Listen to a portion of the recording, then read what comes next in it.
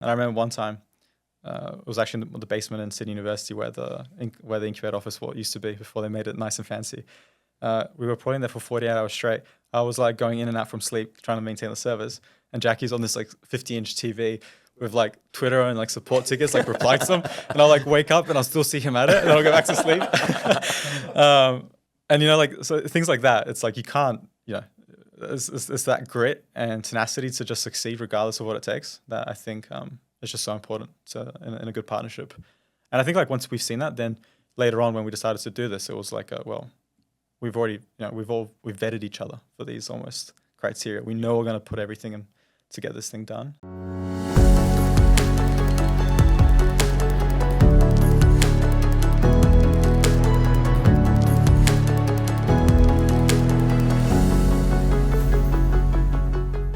I remember coming away from this episode feeling super energized. Daniel is one of those founders that not only motivates you about a future embedded with AI enablement, but is clearly able to articulate what that could look like in his stride. Relevance AI is an emerging success story, and this episode is littered with learnings for early stage founders. From hiring, interpreting data, scaling internationally, early stage customers, PLG versus enterprise, this episode has it all. For guidance, this episode isn't just recommended, it's essential viewing. Enjoy. Daniel, welcome to the first podcast. Welcome. Thanks for having me. So for those that may not know who you are or Relevance AI, do you want to just give us a little quick primer on yourself and Relevance AI? Yeah, so my name is Daniel. I'm one of the co-founders of Relevance.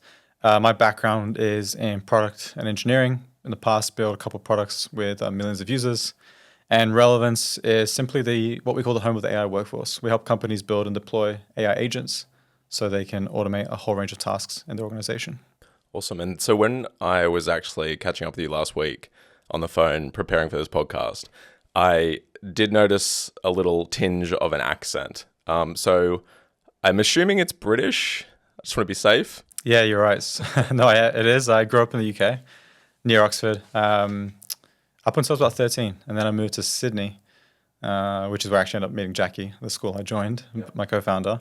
But yeah, no, I originally grew up in England. And what was that kind of journey to Australia like? Like, what was the transition like? I mean, pretty simple. My parents moved, and so I moved with them. But dragged along. But the interesting thing for me, I guess, was for a lot of people, I'm assuming at that age, who have not lived in Australia, you get a bit of a caricature version of Australia. Yep. And so when I came to Sydney and spent more time there, I was like, this is just a normal city. There's not that much of the typical Australian kind of scenery, kangaroos or anything of the sort. So that's probably the only bit that surprised me. But apart from that, I was actually very glad to move to a place with such good weather. And we heard that the entrepreneurial journey started pretty young. Like even in primary school days, you were starting to think about building. Is that right? Yes. I mean, I'm quite lucky because my dad, he's been in IT, kind of like the tech of the old days. And so I was always exposed at a fairly young age to what you could do with kind of technology and had access. And so I decided to, try build some stuff when I was pretty young and did some stuff initially and kind of for like games, like automating some game stuff back in the day that my friends and I were playing. And then it kind of all started from there.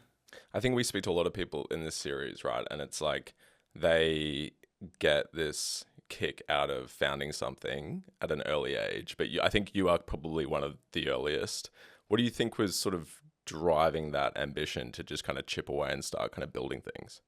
I mean, I can't really remember what the driver for the very first one was. I think it was just I had a need that I wanted to solve, and so we were playing this game, and to be honest, it was quite repetitive. And so after a while, I was like, surely I don't have to be doing this and clicking on stuff.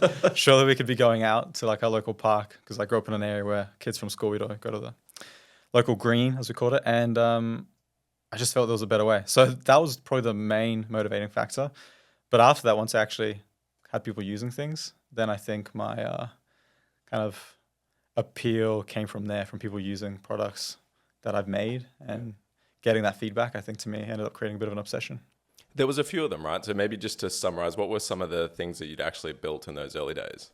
I mean, there's a whole bunch of stuff when I was a kid, but I guess like fast forward a little, once I finished high school and started working on some kind of bigger things with Jackie, my co-founder. he had some ideas, and one of them was playing music in the background. This was like pre kind of YouTube Premium and all sort of stuff. And at the time, batteries on phones was like terrible. So we had this super optimized kind of playback and streaming to save you batteries, and had a really big community. We hit 1 million users in 9 months on that, particularly targeting Android because they weren't as good for battery and stuff like that. So we had this niche, grew it really quickly, and kind of surprised both of us. I actually, when I first built it, because the way it happened was I was speaking to Jackie. We were at an 18th birthday party. He said I had this idea for this app, and I said, I could probably build it. I'm sure there's many of those conversations that have happened at 18th birthdays. So you're going to execute on it though. Yeah, it was.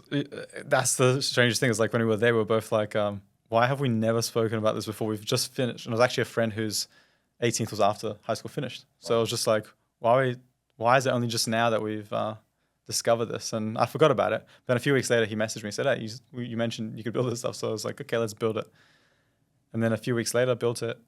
Then he kind of launched it, published it on the Play Store. And I think a month later, he calls me and says, oh, we've got like 50,000 users. And I was like, really? For what? And then I was like, okay, yeah, for the thing you published. So I think that kind of spurred it on. And then we did a second app after that. It was kind of when Pokemon Go came out. And so we launched our second app. It was an overnight thing. And we hit about 4 million users in 2 months. And then let's hit up to 6. And then after that, we did a lot of things. We did like some stuff for booking flights, like optimizing booking flights. That was a problem for me for a while. I was kind of doing a bit of digital nomading type stuff and optimizing for that. And again, these things can go viral and people start using them and adopting them pretty quickly. Was it clear to you at that point that it was like, I'm going to go build something eventually that, I want to commercialize, I want to sort of grow into something of endurance, or? Not necessarily. I mean, so for context, this was just when I started university. I went into computer science because I was like, I already have the skills. This seems like a degree I can do whilst doing things I enjoy on their side. Jackie went to actuarial studies. And so we kind of just were building for the fun of it. It then ended up making us money. And then we were like, well, we don't need jobs. This is our job. But it wasn't necessarily something we took extremely seriously. Like, to be fair, I actually didn't know much about startups and kind of like the traditional way of things. At that point, I was kind of just like, I enjoy building things. People pay me to use them, and that's about as deep as it goes. But then I went through the accelerator at Sydney Uni, Incubate, and realized, wow, like, why don't I turn this actually into more than what I initially thought? And that's kind of when I started thinking more seriously about it. And do you think that experience has been pivotal for you now, in building relevance? Do you look back at that and you're like, from there it's kind of continued, or it was you just started the spark but ultimately it hasn't translated so much into what you're building now? I mean, I'd say so. I think the amount of experience we had in terms of like building products, understanding how to market them, how to distribute them, how to support them, how to run an extremely lean team with as much automation as possible. All of those things directly translated into us having the right skill set to be able to build products. But also back then, we were very early in terms of trying to leverage machine learning, but not in the way that most were of like, let's try to build predictive models for, I don't know, stock prices or weather. We were just trying to ask ourselves, can we leverage this technology to automate some process that we had? Because we were fully bootstrapped. So basically, at the time, I didn't really think about VCs at all. And so we were like, we just had to make, we can only pay for what we had. And so we automated as much as possible. And so we were leveraging machine learning models as much as we could and pushing them to the limits of what was possible back then to help us achieve better outcomes for our customers and to help achieve better outcomes for us as a business and the processes we were running. So all of that was very foundational to then going on. I led an engineering team for a while, a scale up. Jackie went to EY and then led machine learning for an insurance company. We both had those experiences, which led into that, but then also ultimately culminated to us deciding that we needed to start Relevance. Yeah, right. So you've mentioned Jackie a couple of times already, and it was funny when I was doing the research. I think of Go One, right? Like Go One, the founding team, they all kind of originated together in high school. They went their separate paths, and then they came back to found Go One, essentially. So yourself and Jackie met in high school, became friends, and then kind of had your own sort of semi-career before coming back and doing Relevance? Yeah, that's right. So we met in high school. I joined in high school, and we were both in the same maths class. Surprise, surprise, we both enjoyed our maths. And so that's where we met. And later on, like when that random conversation that, 3-minute conversation that fundamentally probably changed the trajectory of both our careers at that one event, kind of defined what we're going to do for the next few years, and something that we realized we're actually quite good at. Like, okay, if we did it once, maybe it's luck. But if we do it twice, we started thinking to ourselves, it's not just luck anymore. Maybe there's also something that we're influencing here. And so I think that gave us the confidence and the trust that we can actually execute these sorts of products at a pretty high level. And so, and so then we started doing that. But then afterwards, we ultimately both went into kind of explore other things as well. We felt like we could get more experience. And then we were at a position actually where we're thinking of joining kind of big tech companies. We both were getting approached. And then we decided to actually start Relevance instead. We actually were like, let's get back into this. We had something that we thought was about to happen in the market that was really special. And some of the tech that Jackie was using at the company I was working at with vector embeddings was extremely exciting. And we felt like, that would have helped us so much when we were automating. It feels like we're getting really close to some really special tech coming out. Let's be ready for that. And, if you think about the co-founder journey and finding a co-founder, obviously it sounds like it was fairly organic with Jackie, but, why has it worked? When you were thinking about this sort of, paradigm shift change in technology, why was it just natural that you were going to go to Jackie and want to work with him? It's a good question. So, see, the interesting thing is, I don't think I have a good answer for how to find a co-founder because I didn't have to do that. It kind of happened. But reflecting on our experience together, I think there's some fundamental things that you have to get right for things to work. So one of them for me was, if both of you do not have extreme levels of kind of work ethic, it's not going to work. If at any single point in time you feel like I'm putting in more effort than someone else, that's the end of that. From my perspective, that is if you don't feel like that person is going to be in the trenches, regardless of whether you're there or not, that's a mistake. So never work with someone, in my perspective, that you have to constantly convince. Because when you're on a journey building a company, I think there's so many ups and downs. And if you have a true co-founder, you're not constantly having to convince them to keep doing this. You're there to support each other. And so I think that's such a fundamental thing that, you both have to just be ready to spend all of your time on this. And if that's not the case, don't risk it, is my opinion. It's going to go poorly. And the second thing is we're actually quite different people. We actually have fairly different interests. We have fairly different skill sets.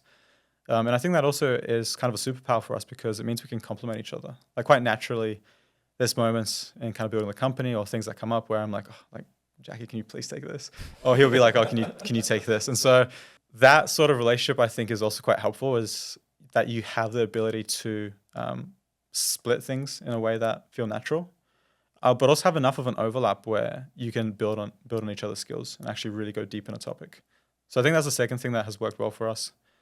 And then probably finally, just someone that you can disagree with, but in a productive way. Because I think a lot of people out there will be in many, when they're building a company, will many times face disagreements, right? That's pretty normal. But if you can't be in a position where you can be like, you know what, I see that you're really passionate about this decision. I'm going to back that decision because I really trust that you're one of the best people to be able to do this. And if you think that's the right decision, I'm committed behind that. I think that's also not going to work because, again, it depends on what sort of relationship you want to have. But if you really are co-founders, I think that's the sort of balance you have to get right to be able to push through it and persevere and ultimately build a successful company. I love that. I think what's interesting is what you're saying really is it's a lot about the soft componentry, right? I mean, I think when we speak to founders, sometimes it's about, this idea that I've got to find someone with X skill set or X background, right? And that's going to make it work. But it's, I think what's interesting about what you've just said is it's just actually, a lot of it is that soft componentry of, are they going to work really hard with you? Are they committed? Because ultimately a founder's journey, and I'm sure you feel this, it changes, right? What you were doing in day one and what you had to be great at is very different at day 100, is very different at day 1000. So is it fair to say that, clearly you're both intelligent, smart people, but it's not actually that Jackie did this or that. It was that he's the right person, with this sort of soft skill set to kind of build with. Yeah, I'd say so. I mean, I think that's essential. I think obviously you have to think they're, world class. Yeah. But assuming you've got people like that, then 100%. I think what will fundamentally break down a relationship, from my perspective, are those things. Because building a company is hard. And to your point, one of our investors always says this is, founders have to be learning machines. Your company's going to change. It's going to evolve if you're doing well. and throughout that journey, you have to get better. If you don't get better, you'll get left behind, and maybe someone else can come run the company. But the point of that is, it does mean that the skills you start with are definitely not the skills you end with. And so I think probably what I'd say is one of the best indicators from my perspective, kind of reflecting on like my relationship with Jackie, is are they world-class at picking up new things and learning extremely quickly? And that's something that, for example, I would index much more highly than necessarily his raw competency at kind of like mathematics. Happens to be really high, but I wouldn't say that it's a benefit. Yeah, but I wouldn't say it's necessarily the only kind of criteria in there. And also, we've had the benefit of building products together where, even though he's, both our backgrounds are technical and engineering minded, in the first 2 weeks of one of our products when it was scaling rapidly, there needed to be someone on basically social media and support replying to people, because it was just a constant stream of a litany of requests and questions and growth that we could do. And, you need someone who's able to say, you know what, put out the fires here, I'm going to put out the fires here. And I remember one time, it was actually in the basement in Sydney University where the incubator office used to be before they made it nice and fancy. We were reporting there for 48 hours straight. I was like going in and out from sleep, trying to maintain the servers. And Jackie's on this like 50-inch TV with like Twitter and like support tickets, like reply to them. And I'll like wake up and I'll still see him at it, and then I'll go back to sleep. And so things like that, it's like you can't, it's that grit and tenacity to just succeed regardless of what it takes that I think is just so important in a good partnership. And I think like once we've seen that, then later on when we decided to do this, it was like, we've already, we've vetted each other for these almost criteria. We know we're going to put everything in to get this thing done. And ended up being a good relationship for us. That's awesome. We asked this question to all the guests. Do you remember the first day? Do you remember the first day of Relevance AI? Where you were, emotions? So Jackie, definitely yes. He always remembers. He's my walking, talking memory box, because funnily enough, I'm a sentimental person, but I forget things quite quickly, which is a good and a bad thing sometimes. But no, I do. Actually, on this one, we were walking in Martin Place, and Jackie had just shown me a demo of what he had built with some vector embeddings, and he had telling me about the use case, and we were talking about like, should we do this? He at the time had an offer that was like just about to expire for another really exciting opportunity, and we were just talking about it, and we were like, okay, I think this seems right. Let's dive in. So that I do remember. But yeah, at the time, honestly, it was still just kind of a concept. It still hadn't fully formalized into what it then became. But initially, it was still this kind of ambition of something's changing in technology right now. Machines are starting to understand data in a way that's much closer to how humans interpret data in some ways. And that's going to unlock a lot of power. And that's kind of like the first little pebble that kind of started rolling down the hill. What about early decisions, right? Like you speak to founders and they're obsessed with just getting that funding in the door, first couple of key hires. Like, what was it for you guys in those early days? What were the most important decisions? Actually, initially, we weren't going to raise.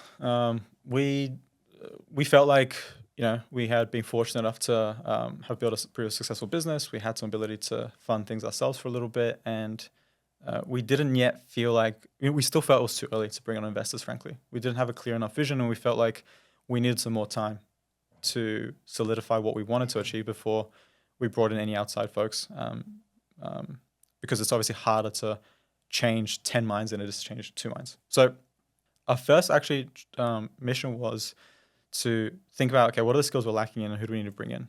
And so other co-founder Dan at the time was working on something else, and he's someone I had met a few years ago, and he was one of those few people I had managed to encounter who had that same work ethic, where I'd see him, whatever the problem was, he was grinding it out. Like whether it was like a code problem, whether it was a marketing problem, he would just go and get it done. And so I said to Jackie, like, we should just call him up and see what he's up to and see if he's interested, because we'd always wanted to maybe do something together, but never managed to line it up. So I felt pretty strongly that we needed someone like him. And so he actually was one of the first people we called, and we got him in like through a Trojan horse. We said, hey, why don't you do this little piece first? I know, don't commit anything too much yet. And then I think once he did that, he was like, this sounds incredible. Like, let's do it. And so then kind of that was one of the main first key decisions we made. Interesting. And then just a question around, we've touched on this before, but like in terms of pivoting, right? In terms of the idea pivoting, or you're kind of 12 months in and you've got to move product into another adjacency.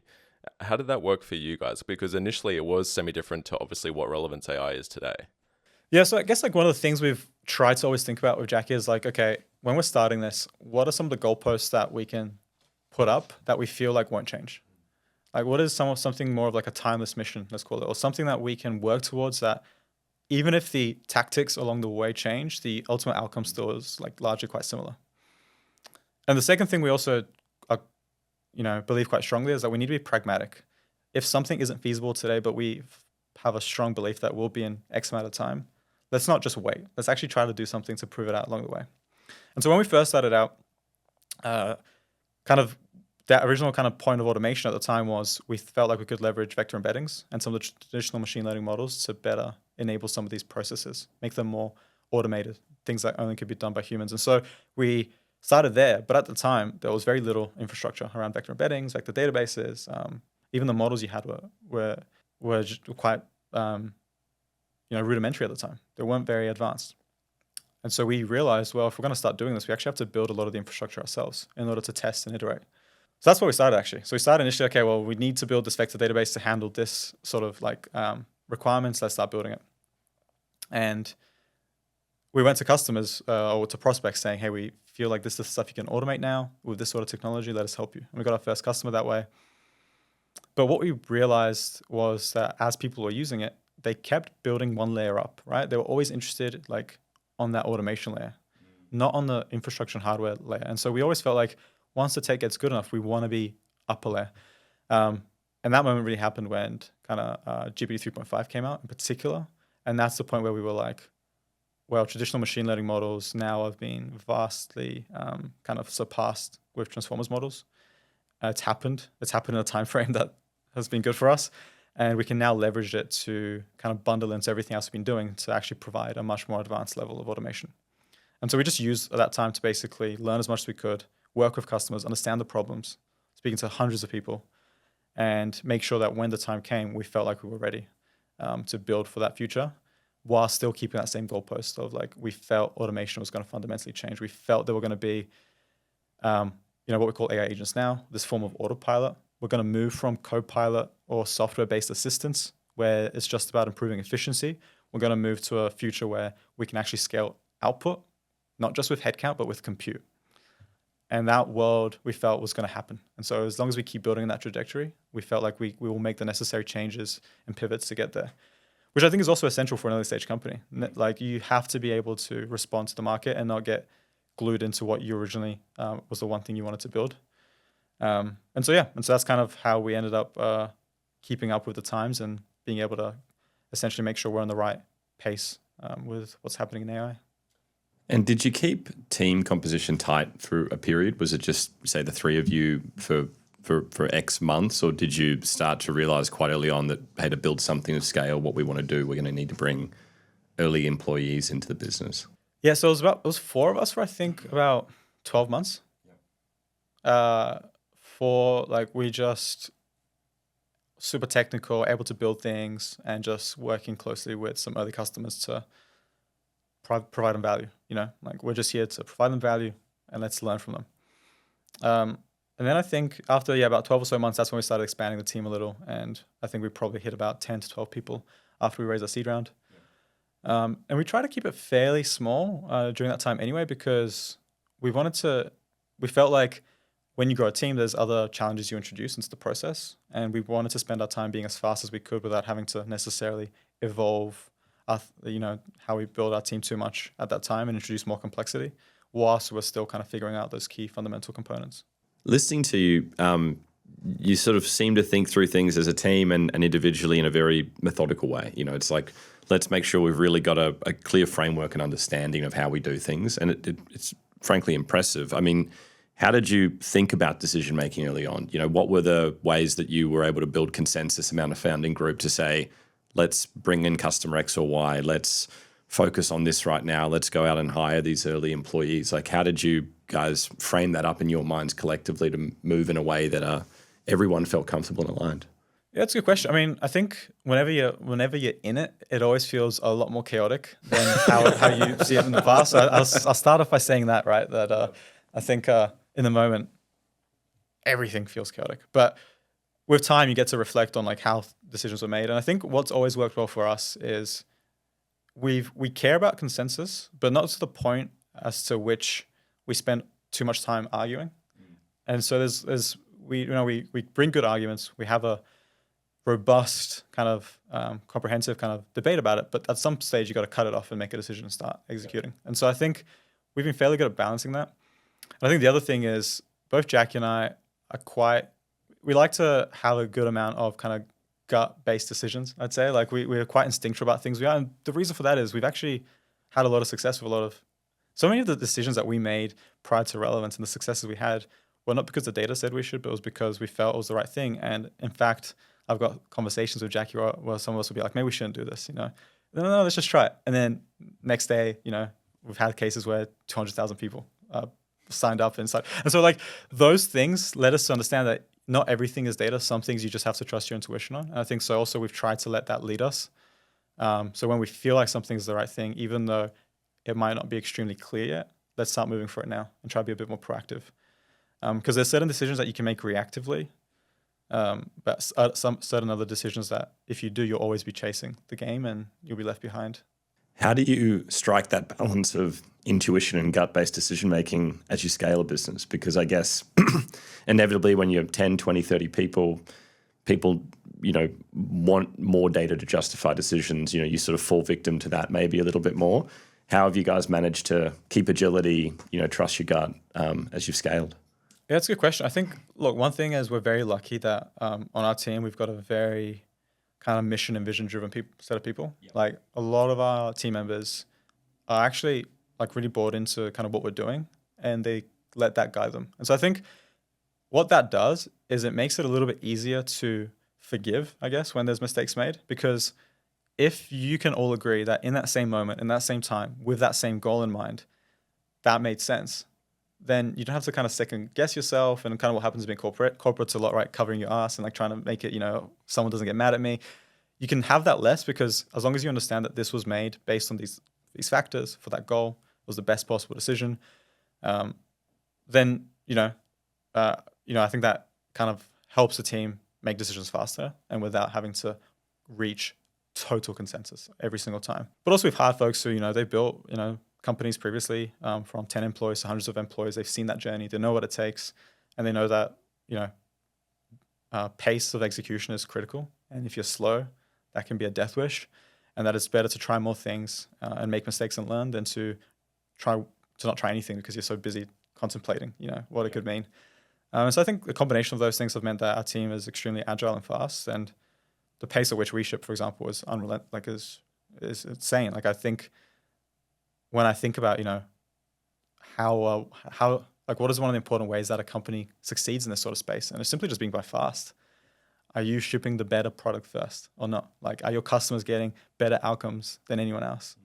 And if you can keep that pace up, I think it builds a really strong culture and also a lot of success for your customers. I do want to shift to product here. And I think of you guys as obviously being early, right, within your space.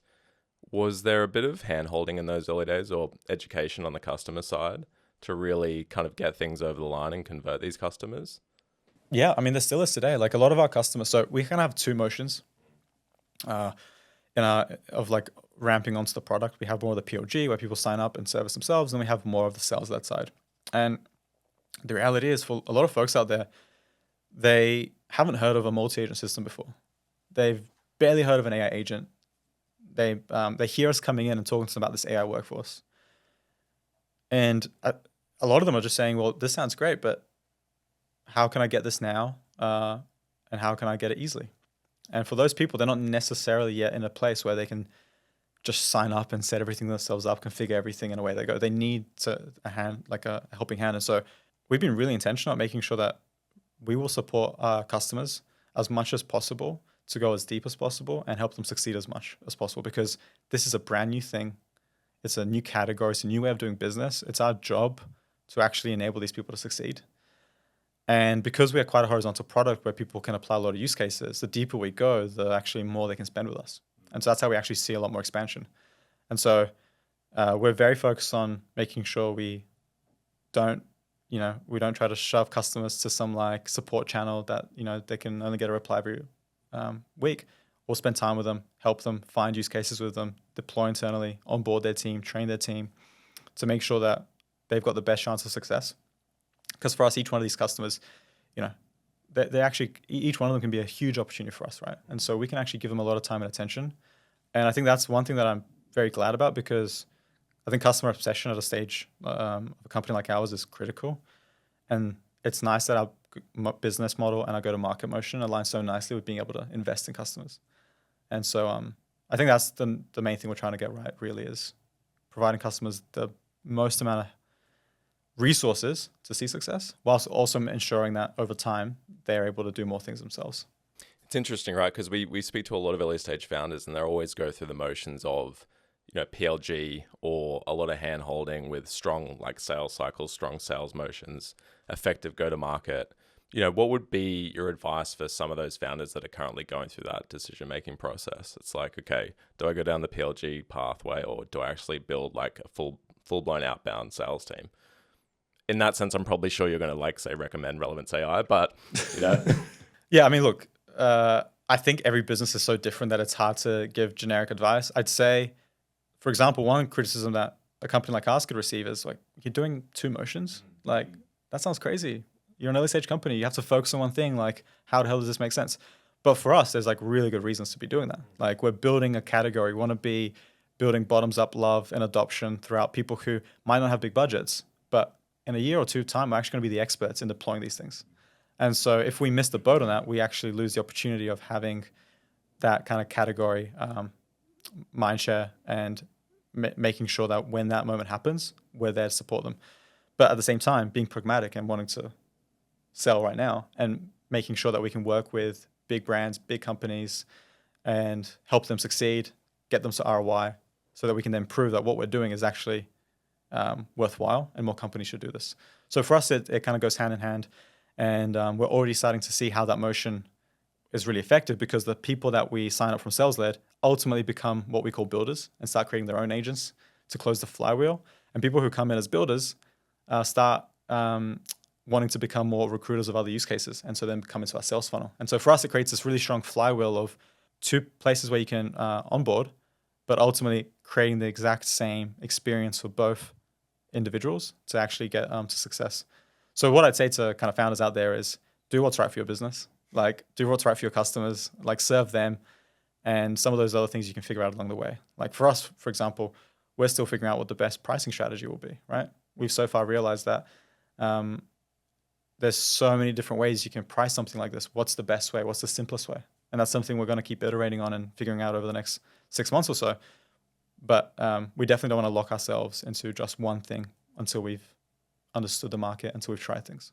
You've got an ambition to be a horizontal platform, something that sort of has a use case across probably most functional areas in a business over time. I know you went down a path of focusing on, say, sales and marketing as an initial use case. As you're still capacity constrained, I guess you would say, in terms of the throughput, like you'd love to have probably 100 people with how much you have to get done inside the business. How do you balance the horizontal ambition when, inevitably you only have so much bandwidth to deploy and you need to be focused? And I'm sure you've got a bunch of customer requests coming in and features that need to be built. How do you balance long-term and short-term in terms of product roadmap and what gets built and when? Yeah, it's a great question. I mean, to be honest, anywhere that we need 100 people, we try to deploy agents. Nice.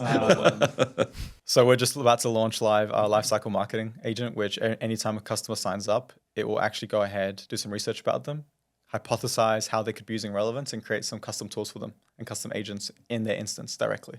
So it's like basically having a personal customer success person onboarding you. So in places like that, we try to solve it with our own product. But I get your point. Like in terms of how we try to focus. So at the end of the day, we don't want to build anything into our product that doesn't ultimately achieve the ultimate outcome. So even if a customer asks for something that doesn't align with that, we will be very hesitant to build it, because we need to make sure that a lot of times customers are asking you things that they think they want, but not necessarily what they'll need. And so we're actually trying to always work back from our goal of being the number one AI workforce platform, enabling these AI agents on autopilot, getting a lot of work done for companies. So we are very judicious about what we take on as a request. But yes, in terms of our sales-led motion, we are focusing predominantly with specific personas. We're trying to keep that motion a little bit more narrow so that we can have more experience around the lingo, like the pain points, the collateral, and basically the ultimate overall process of working with those clients. That being said, ironically, we're horizontal in the sense that we do lots of use cases. But if you actually think about what we fundamentally do, it's almost like a vertical. But the vertical here is doing what a human can do, the human work. And so when we think about how we compete, there's a lot of vertical solutions out there, a lot of vertical software.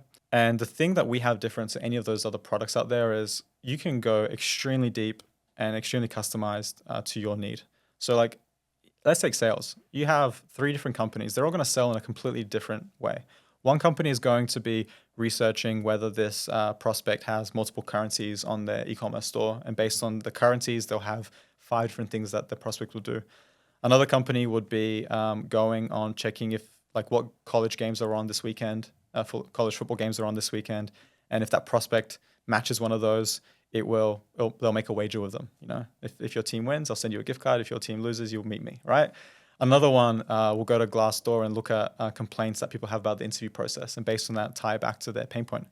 So even within like sales alone around messaging, each company does things so differently that what you actually need is a product and a platform that lets you specify that level, that unique flow, that organizational wisdom that you have. Because otherwise, you've just got a product that cannot replicate what your people do, because your people carry so much hidden knowledge with them that make your company special.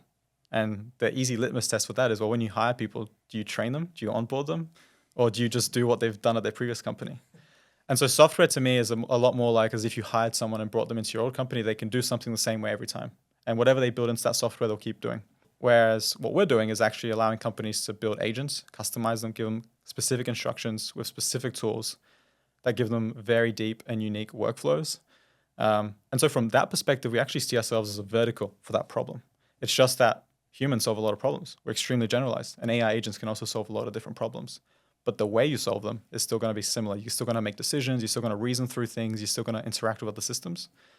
And so for that reason, we feel like we've actually got a very tight focus and a very specific goal that we need to achieve, which makes it quite easy for us as a team to build towards that. And we don't have to go down the path of building a sales engagement platform with like email cadencing, or we don't have to go down the path of building a marketing automation solution that can, you can create canvas boards with different pathways for emails. Like that's not what we have to build. Those tools exist.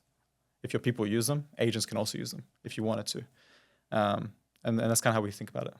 Makes sense. I do want to gear shift now to people culture. How do you think through, especially those early hires? I mean, it is still relatively early anyway, but what are the common traits that you would look for in those early hires that would deem success or the right people to be comfortable in an environment like scaling relevance? Yeah, that's a good question. I think early on we had this persona that we called a builder mentality, like someone who is comfortable with just building through a problem and finding a solution that way. I think early days that was basically kind of the archetype that we were really focused on, is folks who felt comfortable in chaos. They felt comfortable with problems and trying to solve problems. Because early days, like the last thing you want is people who are super wed to just one thing when that thing could change. Like even today, where we've got a significant amount of traction on a product and people are using it a specific way, we're still always open to new ideas. And so early on, that's even more so. And so back then, we were very focused on that. More recently, I'd say what we've started shifting to is actually finding people with deeper and kind of more specific skill sets. Like we're starting to encounter problems which realistically are big enough and valuable enough to us that we can dedicate resources to that specific problem. And so we're starting to be a little bit more specialized in certain ways, but still trying to make sure that we find folks who kind of love being at this stage of a company. They love this idea of what we're building and that it's changing and that people are joining and that customers are coming and that problems are showing up and that we have to fix them. Like that's the stuff that people thrive on. I still think that's something that we index heavily on.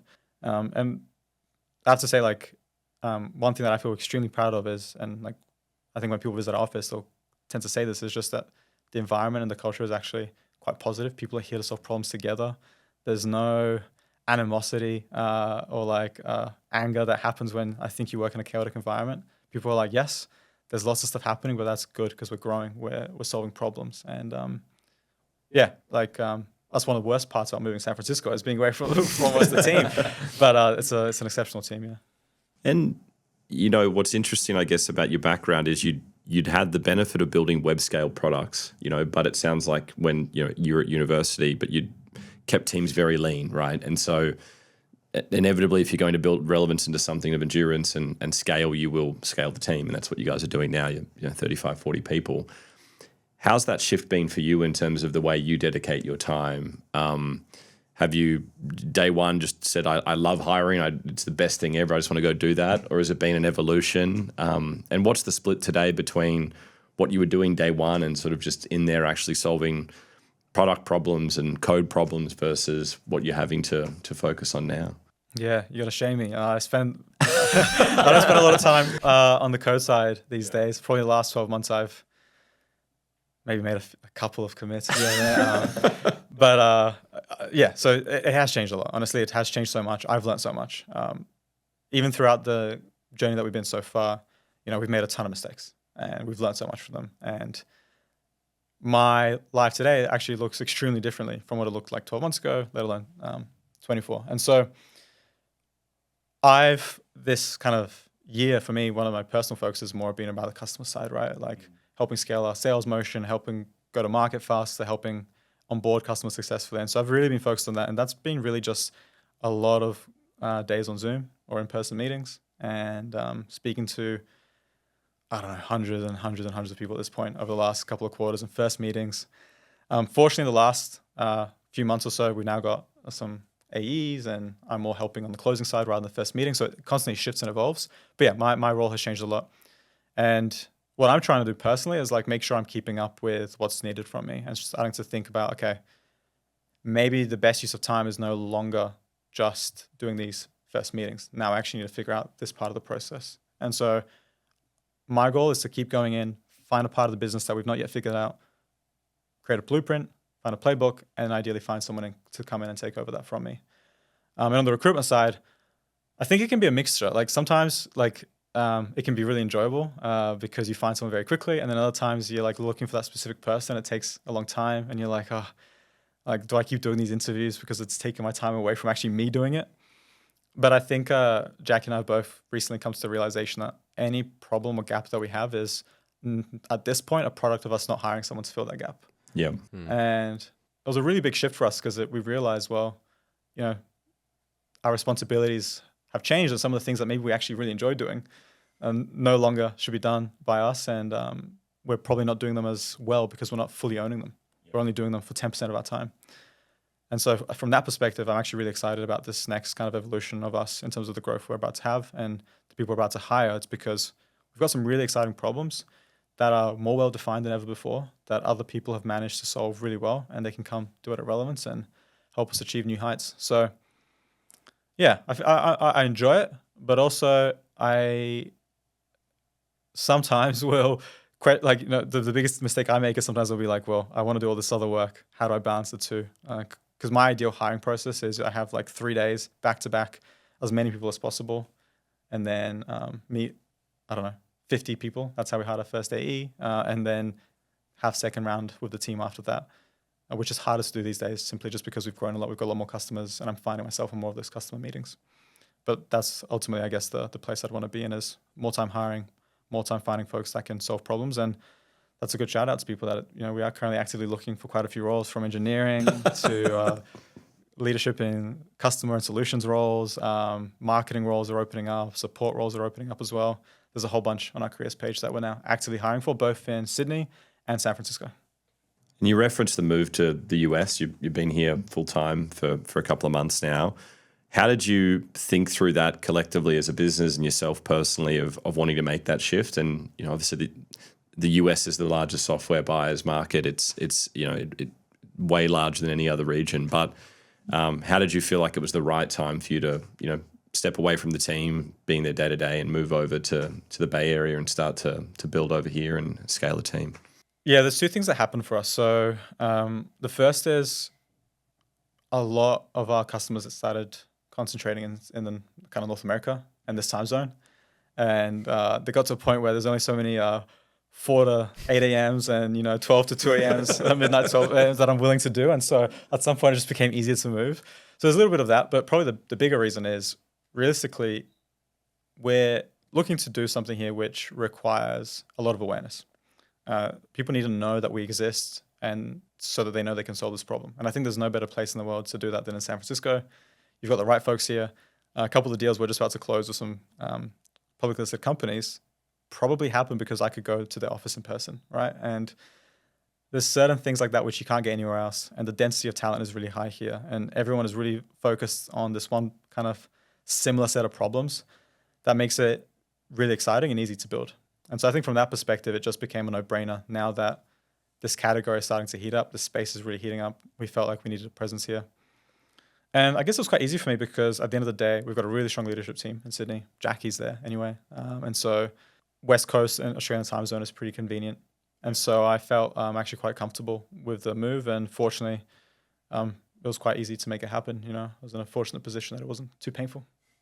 Do you think you have to, I mean, again, it's probably early days. It's only been a couple of months. But we've had, I think of Matt Fairhurst from Scheduler, for example, who kind of moved across here and has been here for a number of years. And he's obviously, he talks through how he had to adapt, I guess, as a leader.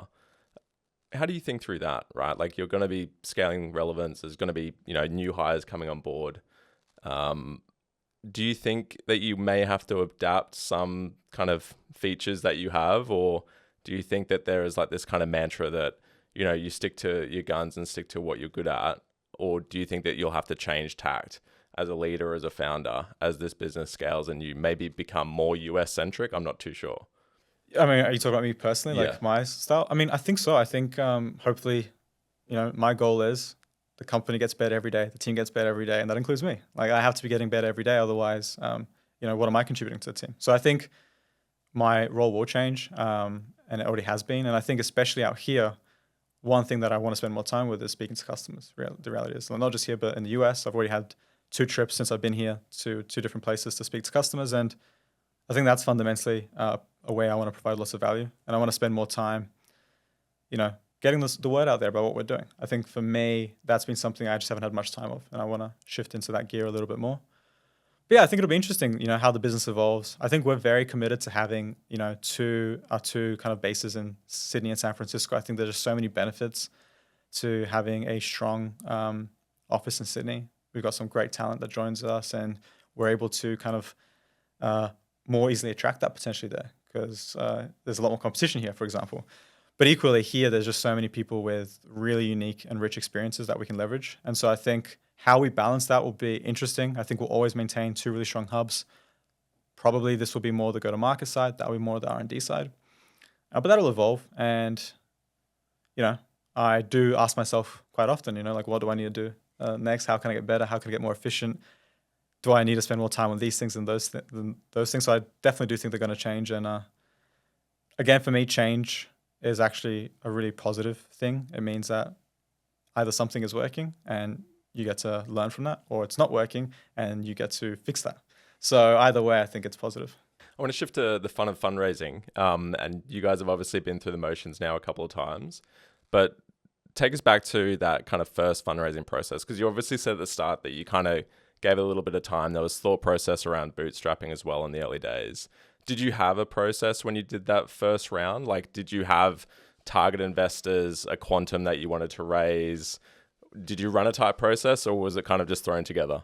Yeah, not really. So we're lucky that through what we built, we already had some good relationships with some people in Australia. And after, because we had those relationships just naturally and talking about what we build. And after we'd told a few folks about what we were building, they started asking the question like, hey, this seems a lot more ambitious. Are you actually going to be able to solve this with your current capital? And I think that's the first point that Jackie and I, seriously considered, what that pathway could look like. And we started thinking about, well, there's two pathways in front of us. We can keep doing what we're doing right now. And, we've done this before. We have a lot of confidence in being able to show success. But also, we are in a moment in time where if we were able to go faster and able to be more ambitious, we could actually solve a much bigger problem. And so that was the decision we had. And we decided like, okay, maybe it does make sense. And so we spoke to a few of those people that we knew, and they were really keen to they'd been quite keen to invest in us previously from what we were previously doing. So I think that made the relationship much easier, but we now had the right thing that we felt comfortable bringing on investors. And so we made sure that if we're going to raise money, it's only people that we really know and trust. So we actually we didn't even like run a process. We spoke to a few people that we knew that we really liked and they wanted to jump on board. And so we decided to work with them. And I guess from that sense, we're also quite lucky, but we were also quite hesitant initially because we didn't know what this relationship would look like. So at least folks we had already known for 5 years, we knew kind of who they were, what their skill sets were, what they'd want from us, what they want from the business. And we felt like we could align in that early day to be able to show results. If you had to give guidance to early stage founders who might not be as lucky, how would you kind of define the right investors to choose to join you on your journey? I mean, I think it's really hard because it kind of really varies. I think if you're in a position where it's really tough to raise, then probably your requirements are going to be very different to someone who's got 3 term sheets. So I'd say be realistic of that, number one. But number two, the thing that we care most about, and this is what we tell kind of investors is, are we aligned on the vision and the mission of the company?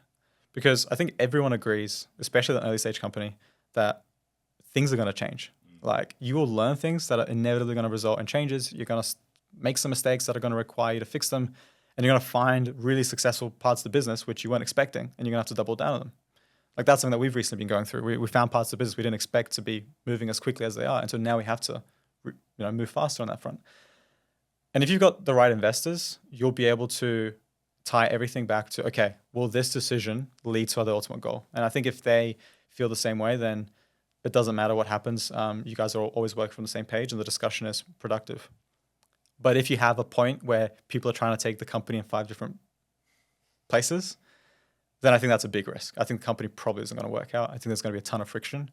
And I think that makes it quite difficult early stage. So what I'd say to early stage founders is just make sure you trust the people you're with, that they understand what you're trying to do, and try to have a transparent and open relationship. Like something that we've tried to work more and more towards is just frequent chats, like frequent pulse checks, like, avoid surprises and engage each other as much as possible so they can provide help to your business.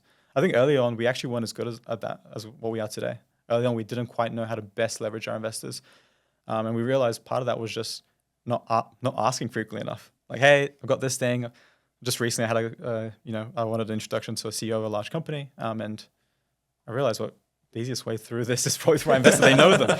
So little things like that sound obvious and people say it a lot actually can be quite difficult, I think, for early stage founders to find the balance. Talk a little bit about storytelling and fundraising. And, early on, what you guys were building, you were sort of at the edge, right? You were building something that was new and nascent.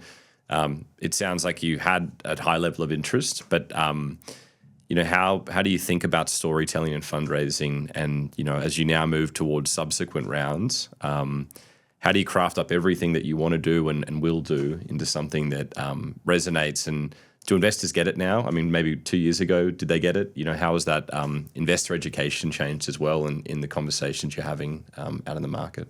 Yeah, for sure. I mean, I think when we were first starting out, the belief was probably mostly on us, like, if I'm honest. I think the belief that they had was like, this sounds interesting. It makes sense to us. People don't seem to get it yet in terms of the market. So we just kind of have to trust that you guys are going to be able to figure this out. And I think that was probably the first checks were probably more reliant on us, showing that we can adapt and find solutions to problems and generate value for customers. I think at this point now where we're at today, we've got more proof points, right? We've actually got customers being very successful. This mythical thing that sounds really difficult to achieve is still difficult, but it's been done. We've got examples where it's been done. We've got examples of strong adoption. We've got examples of people like creating content about us on YouTube, tutorials. We've got all these examples now that show clearly there's a really compelling reason to be doing this now. And if you can tie it back again to a challenge that you're trying to solve, which for us was, this vision of, can we enable this autopilot future? Can we enable this future where we can decouple the company's output from its headcount? I think that creates a lot of magic. Can teams be limited by, their ideas, not their size, right? I think everyone resonates with this. And so I think what's important for us to show is actually that we can do it, and that we're one of the first people to do this successfully, I think is really strong evidence of that claim. But I think storytelling is very important. I think it's probably more so important for sales and investors. I think as a founder, care more about your customers than prospective investors. I think is the number one advice I'd have. And so pitch your story for them. And so, for us, it's what resonates on calls, what resonates with customers. If that then resonates with investors, great. If it doesn't, then maybe it's not the right fit for you. Makes sense. As we look to wrap up, I think it'd be a waste if we didn't ask you some of your perspectives basically on the future of what's happening in AI. And I was having a look at the website, and I think there's a couple of blog posts as well, where you kind of talk about beyond Copilot. So I kind of want to touch on that. But then I also kind of want to ask as well, what does a future company or enterprise look like when the workforce is fully, automated using AI agents and workflows? Yeah, so to your first point, so what was your first point? Touching on beyond Copilot. Oh, yeah, so beyond just Copilot. going deeper on that. Yeah, so on the beyond Copilot point, so that was something that we published extremely early, and was one of the kind of controversial opinions we had that a lot of people actually disagreed at the time. A lot of people felt assistance in Copilot was the way forward, not autopilot, but we felt really strongly about that. And so my first perspective on this is actually have opinions, don't shy away from them, publish them, because you need to have those to be able to build towards something. And so our perspective, and it still is today, that whilst copilots and assistants in the AI space are extremely impressive and they do provide a lot of value, there's a limit to where they can help you. Ultimately, they're going to be productivity boosts and efficiency gains for your existing team, which is important, but it's not necessarily going to deliver on what I think is the real promise of AI. And that's actually letting us achieve things that we previously just couldn't fathom, because we didn't need a 2x or a 10x, we needed a million X, right? And we can't just have a million X people. That's just not possible. But we can have a million X units of compute. We've already been really good at that. We've been scaling servers now for decades, and we see the benefits of that. Can we do the same thing when it comes more to kind of knowledge work? And so we felt really bullish that was going to happen. And I think now we're starting to see the market really agreeing with that and coming around to that idea. And so that's why we felt really strongly that we're going to move towards autopilot beyond Copilot, and that anywhere that an autopilot could get the job done better, it would, and people would fundamentally just want that approach. But to your second point about, what does that mean for the workforce? I actually think the wrong conclusion is to then assume we don't require people. So actually, in our definition of an AI workforce, the last few words is for the human workforce. What we're trying to share with people is that a lot of what agents can do today is fairly junior levels of work. It's not crafting strategy yet. It's not going to able to do really high level advanced work. And so it's more about increasing your capacity. Where are the bottlenecks in your business that you would love to have 100, 1,000 more people to do this task? Because it's so repetitive, it's so mundane, it's so time consuming. And where can we deploy agents there? You still need someone to guide it, to train it, to explain to the process, to capture that organizational wisdom in order to provide that value. And so I think from my perspective, I got asked this question just the other day, this unicorn company with a single person in it, why not have 10 people and have a $10 billion company? Why don't we make companies create more value? Why don't we increase the capacity of what we're doing instead of trying to do the same with less? And so a lot of our customers, interestingly enough, their mindset is not trying to reduce. It's actually, well, how can we grow more, but have another pathway to that growth? And I think if we do that, we'll actually see a lot of benefits, for society. Automation for me, honestly, is one of the most powerful words out there. I think a lot of people treat it as a dirty word, but look at our life today versus what it would have been 100 years ago. That's all due to automation. And I think the more it happens, the more we benefit. And so I think the more companies are thinking about AI in general as a way to help them achieve more and create more value, then I think we'll be in a good place. What are the technologies in the stack that you guys deploy that are going to further accelerate that trajectory for you? Is there things that still limit you? I mean, is it compute? Is it the idea that, the cost equation is still not quite there, or the quality of model is still not quite at a point where it's going to just have this lift where people want to deploy thousands of agents? What do you think will come in the next 12 to 24 months that will further accelerate that ambition? I mean, all of the above. I think the cost of compute is dramatically dropping. I think we've seen that, with technology in the last couple of decades. That always happens. The more the compute cost drops, the more that you can now do with agents, because the unit economics will work out better and better. And so I think that's one part that for us is going to be a huge advancement for the future and for how we think about scaling. The second one is obviously the performance. So we're seeing model labs now get more creative. I think O1 was one example of how they're starting to think not just about scaling the model in terms of kind of more data, more compute, but also thinking about other techniques. And so from that perspective, the better the models get, the more powerful they get, the more you can get the agents to do, because their reasoning capabilities level up. So that's another thing that, again, naturally just makes our platform and the outcomes stronger. So I think those two things are guaranteed to happen, and we're going to see huge benefits from that. We're honestly just scratching the surface of what's possible today. Like, we have what I consider some of the most advanced agents out there in terms of the complexity and level of work they do. As I mentioned, they're highly specific, highly customized to the customer's unique workflows. And we're only going to get better in terms of like what they can achieve and what they can do and the decision making they can create. So as these things happen, more use cases will open up, more value will be generated for businesses out there. And so I think over the next 12, 24 months, we're just going to see that trend continue, and hopefully more exciting, models for different modalities, and enter more spaces in the digital kind of AI realm. And as we close, I know it's obviously hasn't been, a 10-year journey as yet, but if there are any kind of final words of advice or learnings that you could share with early stage founders that are listening, what would they be?